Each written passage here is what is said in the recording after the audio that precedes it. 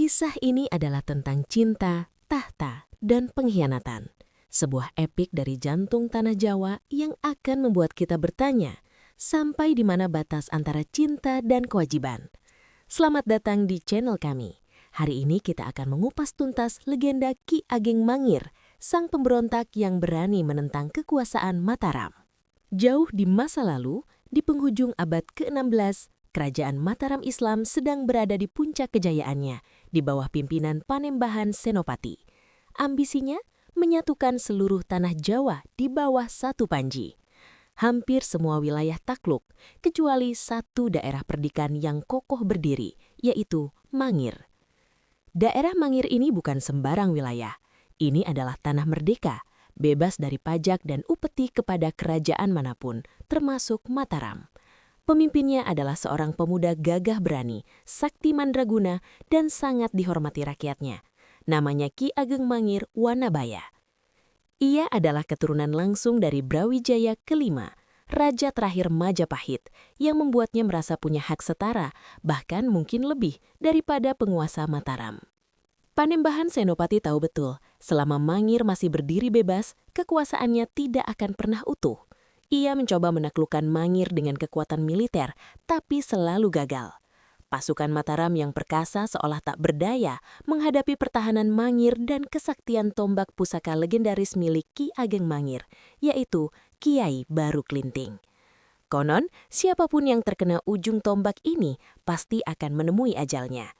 Kegagalan demi kegagalan membuat Senopati sadar, cara kekerasan tidak akan berhasil. Ia harus menggunakan siasat yang lebih halus, lebih licik, dan lebih mematikan. Disinilah sebuah rencana besar disusun.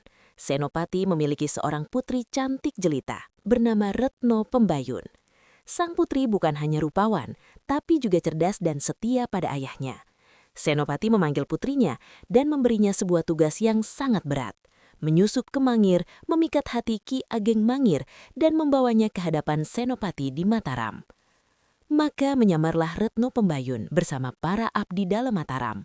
Mereka membentuk sebuah rombongan penari ledek atau tayub, kesenian rakyat yang sangat populer saat itu. Dengan nama samaran Roro Adipeni, Retno Pembayun yang menjadi primadona rombongan itu mulai berkeliling dari desa ke desa, semakin mendekati pusat kekuasaan Mangir. Kecantikannya dan kelembutan tariannya segera menjadi buah bibir.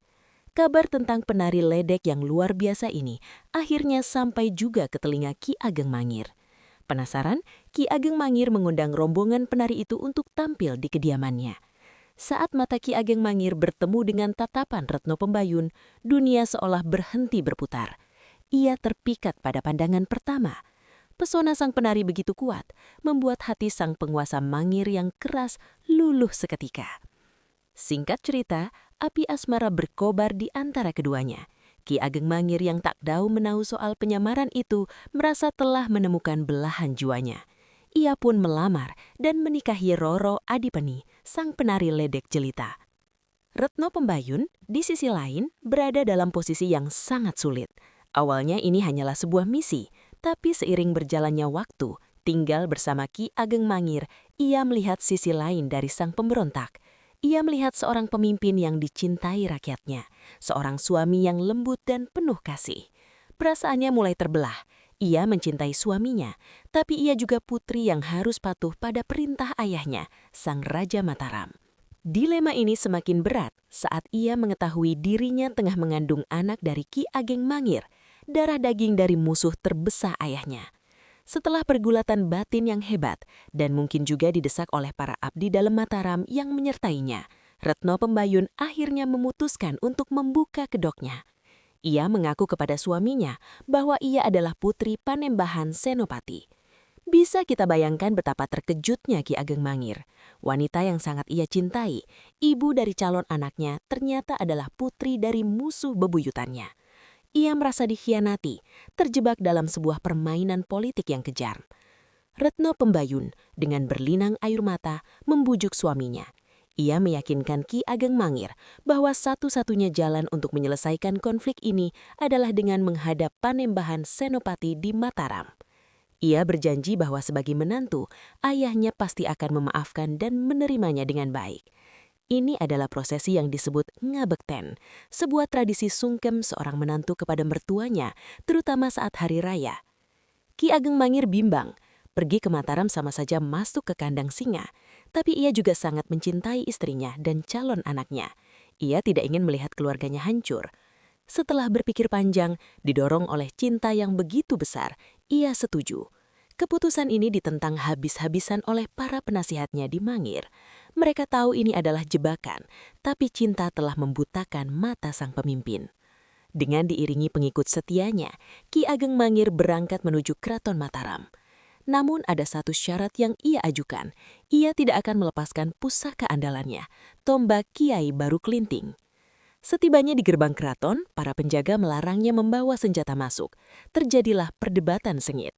Akhirnya disepakati bahwa Ki Ageng Mangir boleh membawa tombaknya, asalkan disarungkan dan digendong di punggungnya, bukan dipegang di tangan. Ki Ageng Mangir pun masuk ke balai ruang istana. Di sana, di atas singgasananya, duduklah Panembahan Senopati, sang mertua sekaligus musuh terbesarnya. Sesuai adat, Ki Ageng Mangir berjalan mendekat dan melakukan sungkem, menundukkan kepalanya dalam-dalam di pangkuan Senopati. Inilah momen yang telah ditunggu-tunggu oleh sang Raja Mataram. Dalam sepersekian detik, ketika kepala Ki Ageng Mangir, menantu yang juga musuhnya itu berada tak berdaya di pangkuannya, Senopati dengan cepat dan tanpa ragu membenturkan kepala Ki Ageng Mangir ke singgasananya yang terbuat dari batu gilang. Benturan itu begitu keras hingga Ki Ageng Mangir tewas seketika di tempat. Tepat di pangkuan mertuanya, di tengah prosesi sungkem yang seharusnya sakral. Kematian Ki Ageng Mangir sangat tragis. Ia tewas bukan di medan perang, bukan oleh senjata musuh, melainkan oleh tipu muslihat yang dijalankan melalui wanita paling ia cintai. Kisah ini menjadi sebuah legenda kelam tentang bagaimana cinta bisa dijadikan senjata paling mematikan dalam perebutan tahta. Panembahan Senopati kemudian memerintahkan agar jasad menantunya dimakamkan dengan cara yang unik. Setengah makamnya berada di dalam kompleks pemakaman Raja-Raja Mataram di Kota Gede, sementara setengahnya lagi berada di luar tembok. Ini adalah simbol, sebagai menantu raja ia berhak dimakamkan di dalam, tapi sebagai pemberontak ia harus berada di luar. Sebuah pengingat abadi bagi siapapun yang berani menentang kekuasaan Mataram. Lalu bagaimana dengan nasib Retno Pembayun? Sejarah mencatat versi berbeda-beda. Ada yang mengatakan ia meninggal karena patah hati.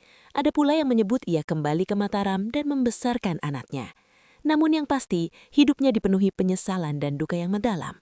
Ia menjadi korban dari ambisi ayahnya sendiri. Kisah Ki Ageng Mangir mengajarkan kita banyak hal tentang betapa berbahayanya perpaduan antara ambisi kekuasaan dan intrik cinta. Tentang bagaimana seorang pahlawan yang perkasa bisa takluk bukan oleh pedang, tapi oleh perasaan. Tragedi ini ababi, menjadi pengingat pahit bahwa dalam permainan tahta, seringkali tidak ada pemenang sejati, yang ada hanyalah korban. Apa pendapat kalian tentang kisah ini? Apakah tindakan Panembahan Senopati bisa dibenarkan demi keutuhan kerajaannya? Atau ini murni sebuah pengkhianatan yang keji? Tuliskan pendapat kalian di kolom komentar ya. Terima kasih sudah menonton sampai akhir. Jika kalian suka dengan konten sejarah seperti ini, jangan lupa untuk like, komen, dan subscribe channel kami agar tidak ketinggalan video-video menarik lainnya. Sampai jumpa di kisah selanjutnya.